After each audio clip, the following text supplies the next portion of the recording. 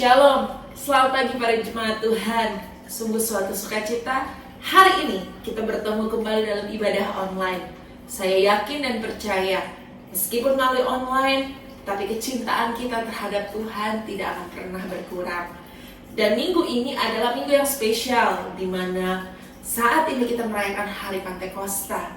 Setelah 10 hari kita berdoa, dan akhirnya bersama-sama kita rayakan kemenangan ini, kita rayakan pencurahan Roh Kudus, dan kita percaya saat ini seperti yang Tuhan Yesus sudah janjikan bahwa kita akan menerima satu penolong, yaitu kuasa Roh Kudus. Dan saat ini juga, mari kuasa Roh Kudus itu bisa kita dapat asalkan kita meminta, asalkan kita menyembah Tuhan. Mari saat ini saya undang untuk setiap kita memuji Tuhan, karena kita percaya bahwa di dalam puji-pujian, maka di situ ada kuasa Tuhan mengalir. Amin. Mari kita naikkan pujian ini.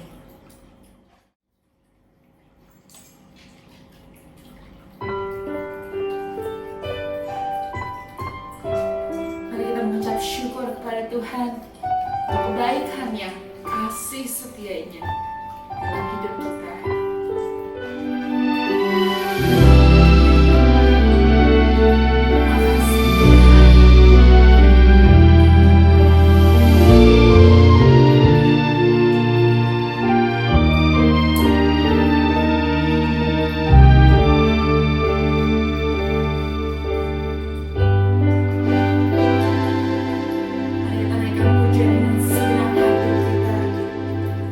Hanya Kau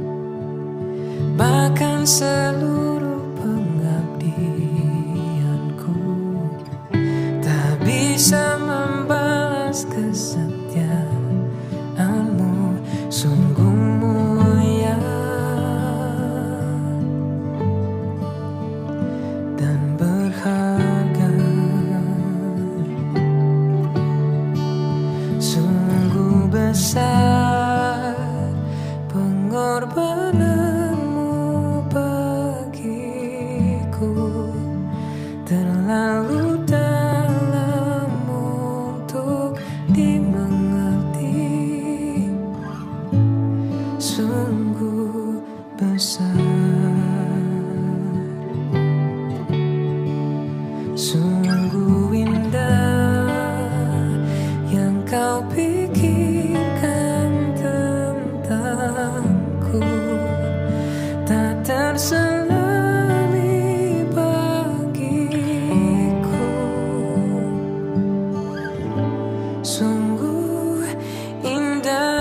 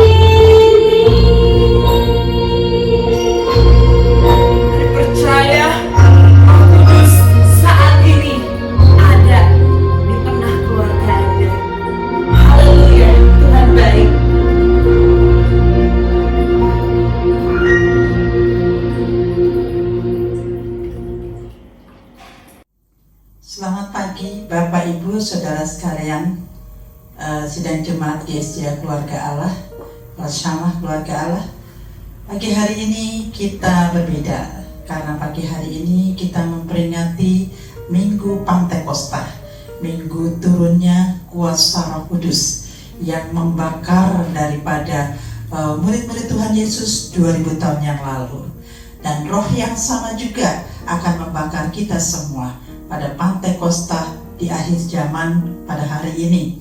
Bapak Ibu Saudara yang kasih Tuhan, selama 10 hari kita berdoa bersama dan kita saling memberi kekuatan, kita saling memberikan kesaksian, dan hari ini adalah hari yang terakhir. Bapak Ibu Saudara yang kasih Tuhan, pada khotbah hari ini di Minggu Pantekosta ini saya akan memberikan sebuah tema, Tuhan bekerja lewat kuasa Roh Kudus-Nya. Bapak Ibu Saudara yang kasih Tuhan, saya teringat kepada sebuah sejarah tentang zaman Renaissance, yaitu sebuah zaman pembaharuan yang bergerak di bidang seni yang terjadi di Prancis pada abad ke-14. Saudara yang kasih Tuhan, di situ terkenal seorang pelukis yang luar biasa yang bernama Leonardo da Vinci. Dia yang melukis lukisan yang sangat abadi dan sempurna, yaitu lukisan Mona Lisa.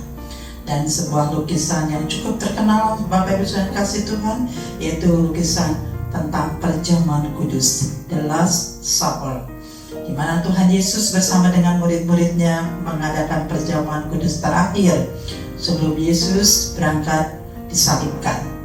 Kemudian juga terkenal seorang pemahat yang luar biasa, yaitu Michelangelo. Dia memahat sebuah karya seni yang begitu indah dan mengagumkan, sebuah patung yang diberi nama David. Hasil daripada karya para seniman ini luar biasa pada zaman Renaissance ini.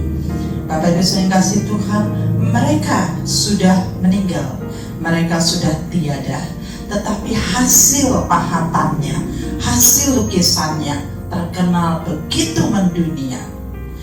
Bapak Ibu yang kasih Tuhan, kenapa saya berbicara tentang sebuah karya seni? Kenapa saya berbicara tentang sebuah karya yang luar biasa di tangan orang-orang yang luar biasa? Saya teringat bahwa saya dan saudara juga adalah sebuah karya yang luar biasa. Bapak Ibu Saudara yang kasih Tuhan, Roh Kudus adalah arsitek yang sempurna dan maha dahsyat. Dia membuat sebuah karya yang luar biasa di tangannya. Roh Kudus adalah roh yang diberikan oleh Tuhan sendiri. Sebelum Yesus naik ke surga, Dia menjanjikan roh yang lain, yaitu roh penolong, roh penghibur, roh yang akan memberi kekuatan, roh yang akan mendampingi ketika Yesus naik ke surga dan duduk di sebelah kanan Allah Bapa. Roh itu dinamakan Roh Kudus. Dia yang akan mendampingi anak-anaknya yang percaya. Syarat utamanya kita harus percaya. Roh Kudus tidak akan pernah diam dalam hati orang-orang yang tidak percaya. Roh Kudus hanya akan diam dalam hati anak-anaknya yang percaya kepada Yesus.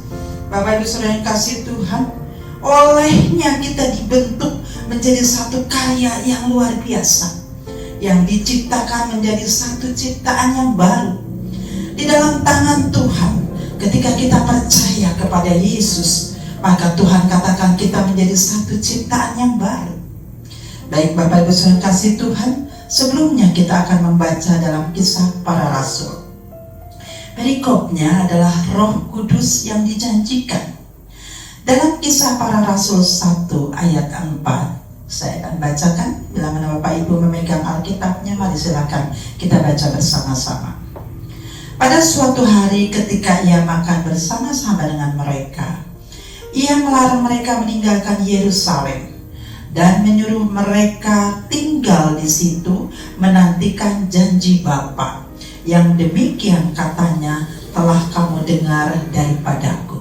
Sebab Yohanes membaptis dengan air, tetapi tidak lama lagi kamu akan dibaptis dengan Roh Kudus. Maka bertanyalah mereka yang berkumpul di situ, Tuhan, maukah Engkau pada masa ini memulihkan kerajaan bagi Israel? Jawabnya, Engkau tidak perlu mengetahui masa dan waktu yang ditetapkan Bapa sendiri menurut kuasanya. Tetapi kamu, tetapi Bapa, tetapi ibu, tetapi saudara-saudara, tetapi anak-anak muda, tetapi anak-anak sekolah minggu akan menerima kuasa, the power, kalau Roh Kudus turun ke atas kamu.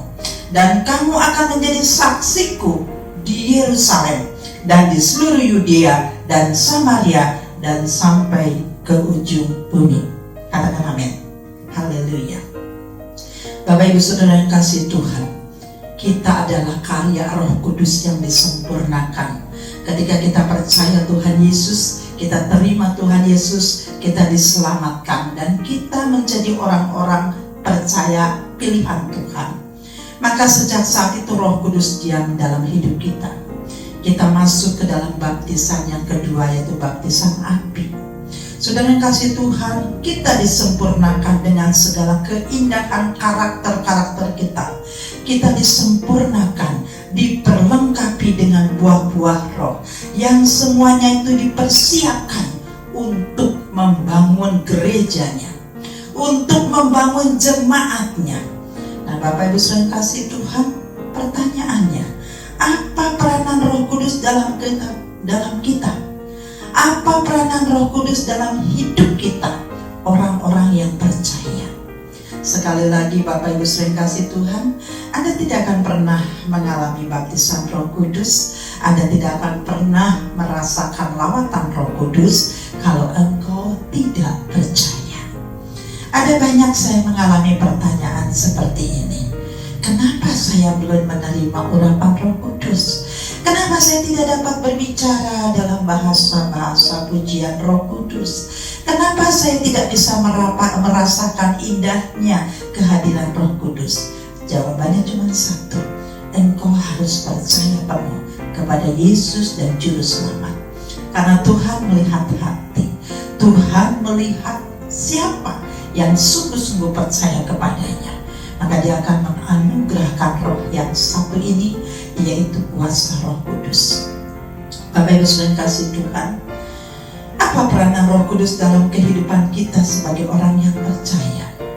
Yang pertama, Roh Kudus memberi orang percaya kehidupan yang baru atau kelahiran yang baru. Dalam Yohanes 3 ayat 3 sampai dengan 6, suatu saat Nikodemus pergi kepada Yesus dan dia bertanya, Yesus, apa yang harus aku lakukan supaya aku dapat hidup baru? Supaya aku dapat menerima kuasa yang kau janjikan. Maka Yesus katakan, engkau harus lahir baru. Perkataan itu tidak bisa dipakai atau diterima oleh nalar Nikodemus. Dia seorang yang cerdas, dia seorang pemimpin Yahudi.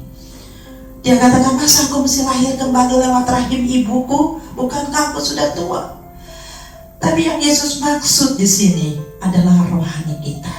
Kita harus lahir baru. Ketika kita percaya kepada Yesus, kemudian kita tinggalkan hidup kita yang lama, kita menerima baptisan air, dan saat itu kita ditenggelamkan secara rohani. Di situ roh-roh, kuasa-kuasa, dosa-dosa kita yang lama, sifat-sifat kita yang lama ditenggelamkan, dan kita bangkit kembali dalam tubuh rohani yang baru, jiwa yang baru, roh yang baru. Itu yang dimaksud oleh Yesus dengan hidup baru. Nah, saudara yang kasih Tuhan, peranan Roh Kudus. Peranan Roh Kudus dalam kehidupan kita yang percaya tadi yang pertama, Dia memberi kita kehidupan yang baru atau kelahiran yang baru. Roh Kudus mendiami orang percaya. Sesudah kita dibaptis oleh api, kita percaya. Kemudian yang kedua kita dibaptis oleh air. Yang pertama kita dibaptis oleh air, kemudian kita percaya. Kemudian kita akan dibaptis oleh baptisan api, yaitu baptisan Roh Kudus. Dan kita dimateraikan menjadi milik Allah. Luar biasa. Saudara yang kasih Tuhan, orang yang berbahagia adalah orang yang memiliki seseorang dan dimiliki seseorang.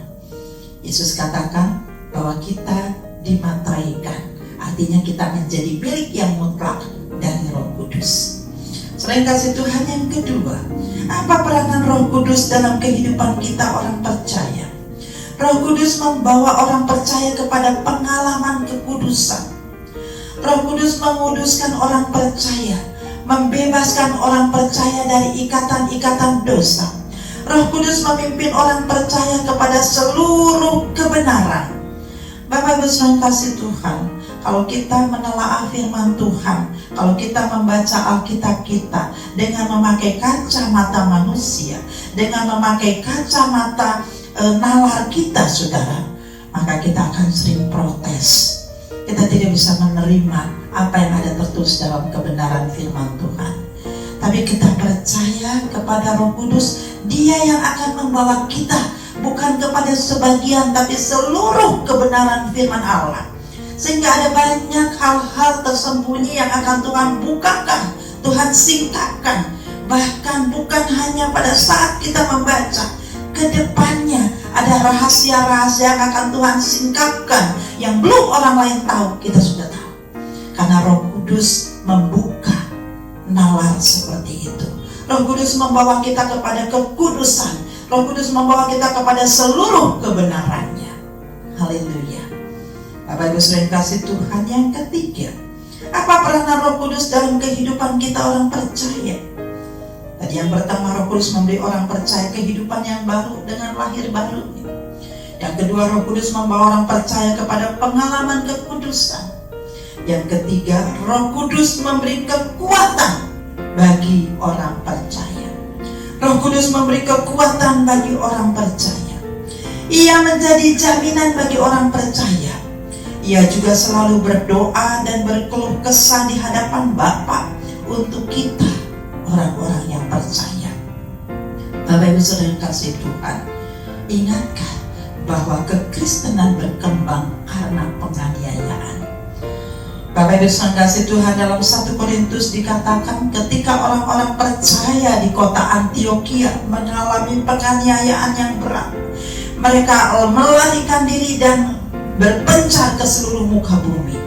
Saudara yang kasih Tuhan, orang-orang yang sudah percaya itu bukan hamba-hamba Tuhan, bukan penginjil, bukan pendeta, bukan rasul-rasul, tapi orang-orang awam, orang-orang biasa, ibu-ibu rumah tangga, mungkin hanya penjual atau pedagang biasa, tapi mereka menyebar ke seluruh dunia. Dan Roh Kudus selalu mendampingi orang-orang percaya, even mereka hidup dalam penganiayaan. Dari situlah kegerakan misionari kekristenan berkembang. Jadi Bapak Ibu saudara kasih Tuhan, siapakah yang selalu berdoa untuk saya dan saudara di hadapan Allah? Yaitu Roh Kudus. Roh itu berkeluh kesah, dia berdoa, dia menangis, dia meratap untuk kita semua yang masih ada di muka bumi. Itu sebabnya Bapak Ibu saudara kasih Tuhan, tidak salah kalau Yesus katakan, jangan tinggalkan Yerusalem. Dalam Kisah Rasul 1 ayat 14 dikatakan, mereka semua bertekun dengan sehati dalam doa bersama-sama dengan beberapa perempuan serta Maria ibu Yesus dan dengan saudara-saudara Yesus. Artinya pada waktu mereka berada di loteng Yerusalem, bukan hanya didominasi kaum pria, tapi wanita-wanita juga. Bapak Ibu saudara kasih Tuhan, kegerakan Roh Kudus tidak memandang gender, baik wanita baik pria. Yang Roh Kudus lihat adalah iman atau hati orang percaya. Nah Bapak Ibu saudara kasih Tuhan, bagaimana Roh Kudus memberi kekuatan buat kita di tengah epidemi seperti ini? Saudara, sekarang berlaku kalimat baru, yaitu new normal. Ya saudara kasih Tuhan, saya kurang paham mengenai new normal ini, larinya kemana? Mungkin ada habit atau kebiasaan yang harus dirubah. Habit atau kebiasaan menuju kepada kebersihan yang lebih ditingkatkan. Mungkin makanan-makanan yang lebih bergizi seperti itu. Tapi intinya saudara yang kasih Tuhan, ada sesuatu yang harus berubah. saya percaya bukan hanya dunia yang bergerak kepada perubahan itu. Roh Kudus juga akan membawa kita anak-anaknya untuk berubah, mendalami kebenaran firman Allah, memandang sisi kebenaran firman Allah dari segi kebenaran yang hakiki, yaitu kebenaran dari kacamata Roh Kudus. Bapak Ibu sering kasih Tuhan, yang keempat, apa peranan Roh Kudus dalam kehidupan kita orang yang percaya? Yang keempat, Roh Kudus memperlengkapi orang-orang percaya. Roh Kudus memperlengkapi orang-orang yang percaya. Dalam 1 Korintus 12 ini berbicara tentang karunia-karunia. Roh Kudus memberikan karunia-karunia Roh Kudus. Roh Kudus memberikan buah-buah roh. Apa itu karunia? Karunia itu adalah hadiah. Karunia itu adalah berkat yang Roh Kudus berikan kepada seseorang. Ya, karunia untuk mengajar, karunia untuk berkata-kata dalam pengetahuan, karunia untuk memuji Tuhan, karunia untuk bersaksi, karunia untuk menyembuhkan, karunia untuk bernubuat.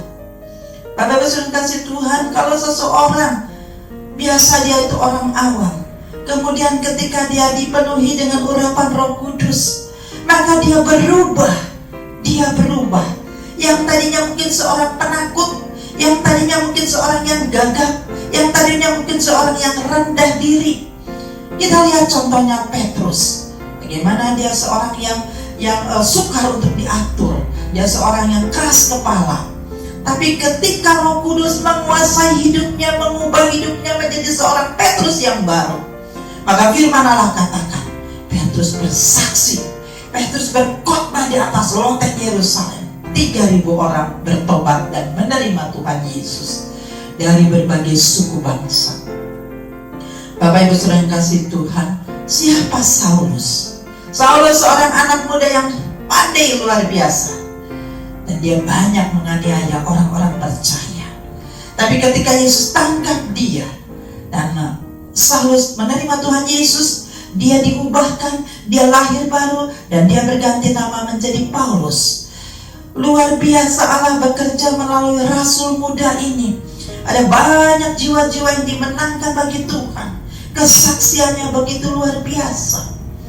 Bapak Ibu saudara yang kasih Tuhan, kalau seseorang berubah, yang dulu dari tidak ada apa-apanya sekarang menjadi luar biasa, memiliki hikmat yang luar biasa, saya beritahu itu bukan karena kemampuan manusianya, tapi ada roh yang luar biasa, ada ruah yang luar biasa, yang membuat seseorang bertumbuh, yang membuat seseorang berubah. Saudara, itu baru karunia-karunia, belum buah-buah roh. Dalam kitab Galatia 5 dikatakan buah-buah roh. Salah satunya adalah memiliki kesabaran, memiliki kasih, memiliki sukacita, damai sejahtera, dan sebagainya. Bapak Ibu saudara kasih Tuhan, dunia tidak bisa berikan seperti ini. Hanya Roh Kudus dalam diri orang percaya. Dia bisa mengubah seseorang yang dulunya seorang pemarah, yang dulunya seorang yang pelit, yang dulunya seorang yang suka bersungut-sungut, yang dulunya seorang yang mudah cemas. Tetapi ketika limpah dengan buah-buah roh, maka Tuhan mengubahkan. Ada sesuatu yang berubah dalam hidupnya. Hanya Roh Kudus yang dapat memperlengkapi dan merubah orang percaya. Bapak Ibu yang kasih Tuhan, mari kita introspeksi diri kita masing-masing. Kalau kita masih juga sukar untuk berubah, kalau kita masih dengan karakter kita yang lama, berarti ada sesuatu yang salah dengan hidup saya dan saudara. Ada sesuatu yang harus dirubah. Tadi kunci pertama untuk seseorang menerima urapan dan baptisan Roh Kudus adalah percaya kepada anak Allah. Percaya kepada anak Allah. Bapak Ibu yang kasih Tuhan, kita yang sudah diperlengkapi, kita yang sudah lahir baru, kita yang sudah menerima urapan-urapan Roh Kudus, Bapak Ibu yang kasih Tuhan. Dan tadi kisah para rasul 1 ayat 4 sampai dengan 8. Apa sih fungsinya ketika kita sudah dipenuhi oleh kuasa Roh Kudus? Hanya dua. yaitu kita memiliki kuasa ilahi. Yang kedua, kita menjadi saksi. Kita memiliki kuasa dan kita harus menjadi saksi yang hidup. Bapak Ibu yang kasih Tuhan, kuasa seperti apa yang Roh Kudus janjikan? Yang Tuhan janjikan lewat perantaraan Roh Kudus. Dalam kitab Markus 16 ayat 17 sampai dengan 20. Di situ dengan jelas dikatakan, engkau akan diberikan kuasa dan tanda-tanda ini menyertai orang-orang yang percaya. Dia akan bersaksi dengan namaku, dia akan menginjak ular, dia akan membangkitkan orang mati, dia juga akan memunahkan racun, dia akan menolong orang yang sakit, menyembuhkan orang yang sakit, dan masih banyak lagi. Dunia tidak bisa berikan seperti itu. Kalaupun bisa berikan, hanya bersifat sementara. Tapi materi yang Roh Kudus berikan luar biasa. Dan kita harus menjadi saksi. Yang pertama, kita mendapatkan kuasa untuk memperluas kerajaannya. Yang kedua, kita menjadi saksi untuk membangun gerejanya di muka bumi. Untuk membangun gerejanya di muka bumi. Jadi saudara ditempatkan dimanapun, engkau harus menjadi saksi yang hidup. Engkau harus membangun komunitasmu, bukan memporak-porandakannya, bukan menghasut kiri dan kanan, bukan menghancurkannya, tapi membangun tubuh Kristus dalam gereja Tuhan. Di mana Tuhan tempatkan engkau, di situ engkau bangun tubuh Kristus. Bukan hanya Anda sendiri, tapi ada orang-orang lain. Ada saudara-saudara kita yang sama diperlengkapi dengan roh yang sama, yaitu membangun gereja Tuhan. Mungkin saya bagian tangan, saudara bagian kaki, saudara kita yang lain mungkin bagian leher, saudara. Masing-masing memiliki keistimewaan yang Roh Kudus berikan. Dan keistimewaan itu yang membangun gerejanya, saudara. Bukan menghancurkannya, bukan menginjaknya, saudara, tetapi membangun dengan bersama-sama. Itu yang dinamakan tubuh Kristus. Saudara kasih Tuhan, ketika kita membangun gerejanya di muka bumi, maka tanpa sadar kita sedang memperluas kerajaan surga di muka bumi. Ada banyak orang akan menerima kesaksian demi kesaksian melihat kehidupan kita semua. Jadi Bapak Ibu saudara kasih Tuhan, penekanannya hari ini, pada hari Pentakosta ini, Roh Kudus hanya diberikan kepada orang-orang yang percaya. Pertanyaannya, percayakah Anda kepada Tuhan? Percayakah Anda kepada keselamatannya? Percayakah Anda kepada hidup yang kekal? Percayakah Anda kepada salib Kristus? Saudara kasih Tuhan, kalau Anda sampai dengan saat ini belum menerima karunia-karunia Roh Kudus, belum menerima atau dibaptis oleh api Roh Kudus, saudara, mari berdiri di hadapan Tuhan dan katakan, Tuhan, aku percaya, aku percaya, aku percaya. Beri kekuatan kepadaku, perlengkapi aku, supaya aku bisa menjadi saksi yang hidup dan aku menjadi orang Kristen yang luar biasa, bukan orang Kristen yang biasa-biasa saja. Kalau dunia berlomba, saudara, kenapa anak Tuhan tidak berlomba? Kita harus berlomba juga, kita harus berlari juga. Saudara, firman Tuhan ini hanya memang sebatas buku, tapi Anda adalah pelaku-pelaku firman. Itu yang dibutuhkan pada saat ini. Baik Bapak Ibu saudara kasih Tuhan, pesan Pentakosta pada tahun ini hanya satu. Mari kita menjadi saksi Tuhan di tengah kekurangan kita, di tengah tekanan hidup, di tengah gelombang kita. Jangan pernah takut. Mari kita menjadi saksi Tuhan untuk membangun gerejanya di muka bumi, untuk memperluas kerajaan surga. Dan terimalah kuasa yang berasal daripada Roh Kudus. Seperti dalam kisah, dalam Markus 16 tadi saudara dikatakan, maka tanda-tanda ini, kuasa ini akan menyertai orang-orang percaya. Demikianlah kebenaran firman Allah. Selamat mengikuti hari Pentakosta. Dan kiranya Roh Kudus menyertai kita semua. Dan kita percaya, ketika kita bertemu satu dengan yang lain, ada kuasa yang Tuhan berikan lewat Roh Kudus pada hari ini.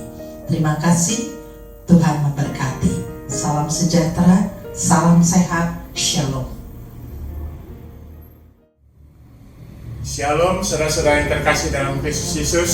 Puji akan nama Tuhan, sebab hari ini adalah hari Pentakosta, hari pencurahan daripada Roh Kudus. Ini merupakan satu anugerah bagi kita semua, sebab pada hari Pentakosta ini kita bisa berkumpul bersama-sama di dalam online. Ini merupakan satu anugerah, satu berkat. Dan biarlah kiranya dari firman Tuhan yang sudah dibawakan oleh Ibu Lina ini menjadi berkat buat kita semua. Mari kita bersama-sama berdoa untuk firman Tuhan ini, dan juga kita akan menutup di dalam doa berkat. Bapa yang baik, kami mengucapkan syukur atas semua kemurahan-Mu, di mana firman-Mu ini meneguhkan kami. Pada saat hari Pentakosta ini, kami boleh bersama-sama hadir, kami boleh bersama-sama berdoa, dan kami boleh bersama-sama merasakan kuasa dan kasih karunia-Mu yang Engkau curahkan kepada kami. Di mana sesuai dengan firman-Mu, yang pertama kami hanya percaya, dan yang kedua kami dibaptis oleh Roh, dan yang ketiga kami berperang dengan pedang Roh, sehingga menjadi kekuatan, sehingga kami dapat mengalahkan semua musuh pada saat-saat sekarang ini. Tuhan, biarlah kekuatan yang baru, sukacita yang baru akan kami terima, dan perlindungan yang baru, sehingga sukacita Allah, kasih karunia Allah melimpah dalam diri kami semua. Saudara-saudara yang terkasih dalam Kristus Yesus, mari kita mengangkat tangan kita, dan biarlah kiranya berkat daripada Bapa di surga tercurahkan kepada kami semua. Terpujilah akan nama Tuhan, diberkatilah semua anak-anak Tuhan yang mengasihi Kristus, yang mata rohani selalu memandang kepada Bapa di surga, sehingga Bapa sangat mengasihi dia semua, dan Bapa sangat mengasihi anak-anaknya semua. Dia boleh bangkit dari tahtanya, dia boleh mengulurkan tangannya kepada kita semua dan bersabda, diberkatilah orang-orang yang mengasihi Ibu. Sehingga berkat-berkat Abraham, Ishak, dan Yakub, bahkan berkat-berkat dari seberang mengalir melimpah dengan cinta kasih kepada Kristus Yesus. Dan damai sejahtera pun melimpah, dan juga dengan persembuhan daripada Roh Kudus. Dialah yang kita tetap kudus sampai Yesus menjemput kita semua. Dan Bapa, tidak lupa juga kami berdoa buat bangsa dan negara kami, dari pemimpin kami yang tertinggi maupun sampai yang terkelas sekalipun. Engkau akan memberkati, melindungi, dan menjaga. Berikan mereka kekuatan dan hikmat malaikat yang baru, sehingga virus-virus corona ini akan sapu habis Tuhan di dalam nama Yesus. Dan Engkau juga akan melindungi anak-anak-Mu Tuhan, dan bangsa dan negara kami daripada demam berdarah, daripada ekonomi Tuhan yang juga di lockdown. Tetapi kuasa Yesus yang sanggup melakukan perkara-perkara besar sesuai dengan firman-Mu. Di tangan kanan-Mu ada hidup, ada kehidupan yang baru. Di tangan kiri-Mu ada berkat-berkat yang baru yang tidak pernah berkesudahan. Sebab Engkau Allah yang punya daripada langit dan bumi, dan Engkau akan memberkati bangsa dan negara kami. Engkau akan memberkati seluruh daripada anak-anak-Mu di sini juga, maupun yang berada di luar negeri juga. Tuhan, Engkau akan melindungi, menjaga, dan memelihara mereka di dalam darah Kristus. Terima kasih Bapa. Terpujilah akan nama-Mu, diberkatilah semua daripada anak-anak-Mu. Dalam nama Yesus kami mengucapkan syukur. Selamat pagi, selamat berlibur bersama-sama dengan keluarga di hari Minggu, hari Pentakosta ini menjadi berkat buat saudara-saudara beserta keluarga. Tuhan Yesus memberkati.